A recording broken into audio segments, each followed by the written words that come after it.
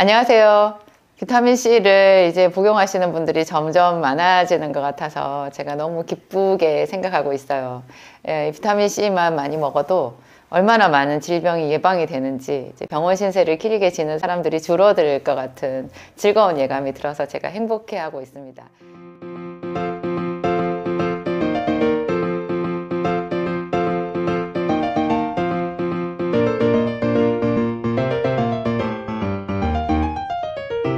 이 시간에는 비타민C에 대해서 사람들이 가장 걱정하는 부작용, 대표적인 게 위장장애와 결석이더라고요. 요약하면 결석이 두 가지인데요. 물론 이제 설사 이런 거를 얘기하시는 분도 있지만, 설사는 비타민C를 안 먹으면 줄이기만 해도 금방 멎어 버리고요. 그 설사 자체가 장 청소로 우리가 역으로 활용하기도 할 만큼 이렇게 부작용이 있는 탈수 증상을 일으키는 그런 설사는 아니에요. 그거는 그래서 부작용에서 좀 제껴놓고 위장장애하고 결석 이야기를 오늘 제가 해보려고 하는데요. 일단 위장장애부터 여러분들한테 좀 재밌는 사실을 새롭게 밝혀드리면서 한번 풀어나가 보도록 하겠습니다. 위장장애가 있는 대표적인 약을 생각을 한번 해보세요. 예를 들면 진통제, 소염 진통제 있잖아요. 치과 같은 데서 이제 치과 치료를 받고 나면 처방전을 주는데 그 안에 나오는 처방되어 있는 진통제가 대부분 소염 진통제거든요. 정형외과나 통증 클리닉 이런 데 가서도 주는 게 이제 소염 진통제, 진통제 성분을 주는데요. 여러분, 진통제가 위장장애가 있다라는 것은 다 알고 계실 거예요. 그러면 이 진통제를 먹지 않고 주사로 맞으면 위장장애가 하나도 없을까요? 여러분, 그런 생각 해보셨어요?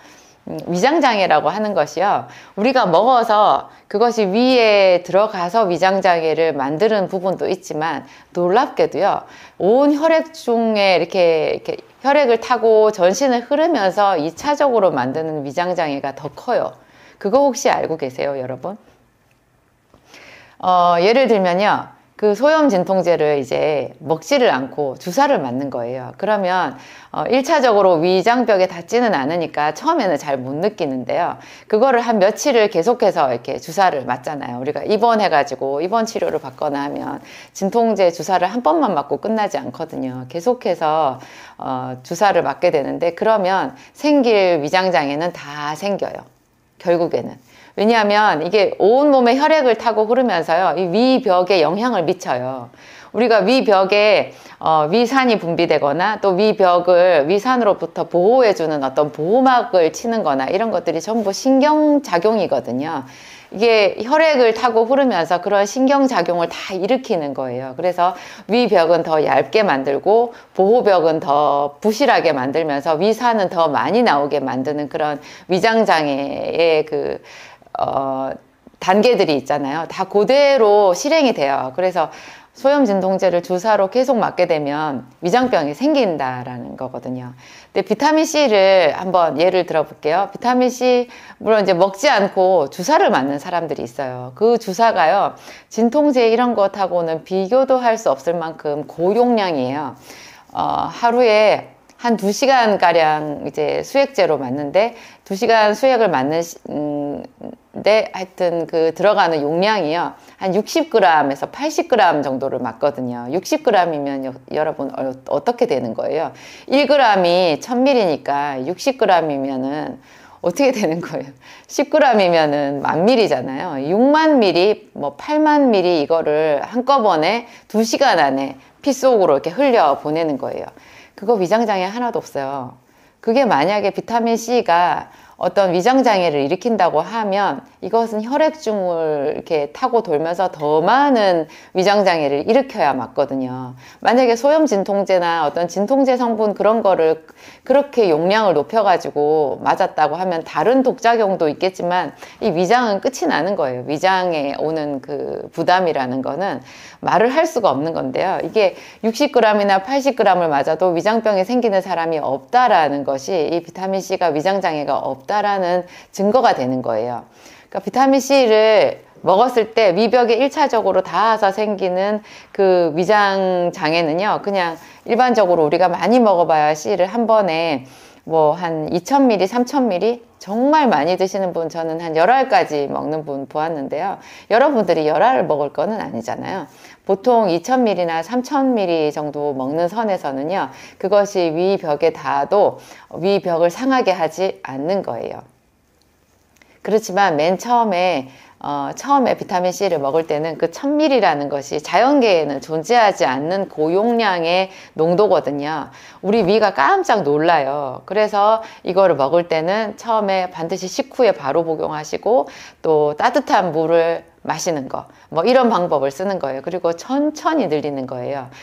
맨 첫날에는 뭐 식후에 한 알 정도만 먹고, 그 다음에는 뭐 하루 3번을 먹고, 그 다음에 한 며칠이 지난 다음에 이제 뭐 식후에 2알씩을 먹다가 또 시간이 더 지나서 이런 게 다 적응이 되면 나중에 공복에도 한 알씩 먹어보는 거죠. 그러면 어느새 자기도 모르게 그냥 하루에 뭐 한 10알, 15알, 20알 정도까지 아무렇지도 않게 먹게끔 그렇게 변해 있어요.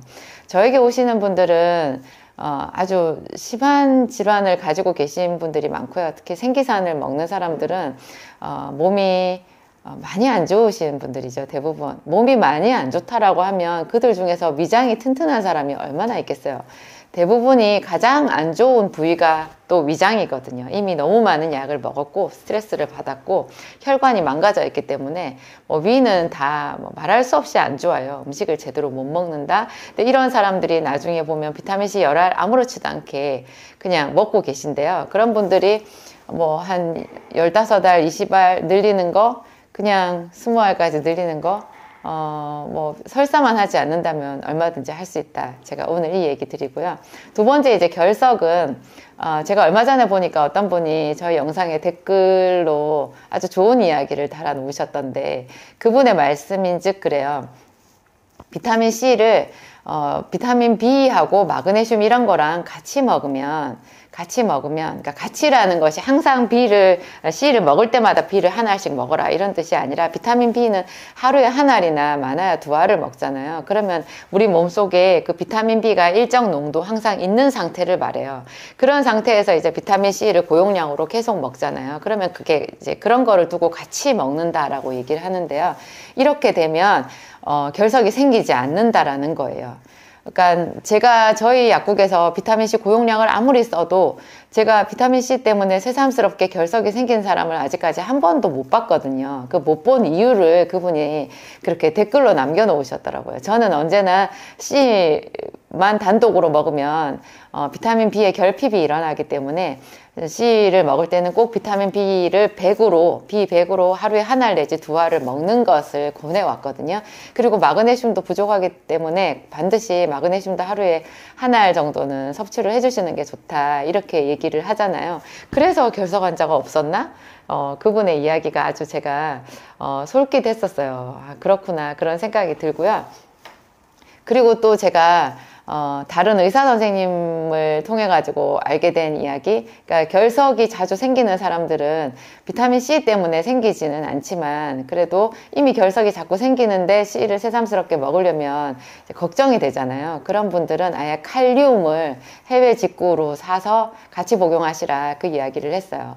칼슘 아니고 칼륨이라는 게 있는데요. 그거를 이제 뭐 하루에 한 알 아니면은 뭐 이틀에 한 알 정도만 복용하셔도 비타민 C나 아니면 그 이외에 다른 어떤 것으로 이유를 알 수 없이 생기는 우리 몸의 결석 있잖아요. 그런 것은 상당히 예방이 되거든요. 이미 결석이 생긴 사람도 오히려 비타민 B, C, 마그네슘 이런 거 먹고 제가 없어지는 분들을 더 많이 봤기 때문에 결석에 대해서 지나치게 우려하시는 그런 댓글을 볼 때마다 제가 몹시 속이 답답해지더라고요. 사람들은 긍정적인 것보다 확실히 부정적인 것에 더 예민하게 반응을 하게 되는 것 같아요.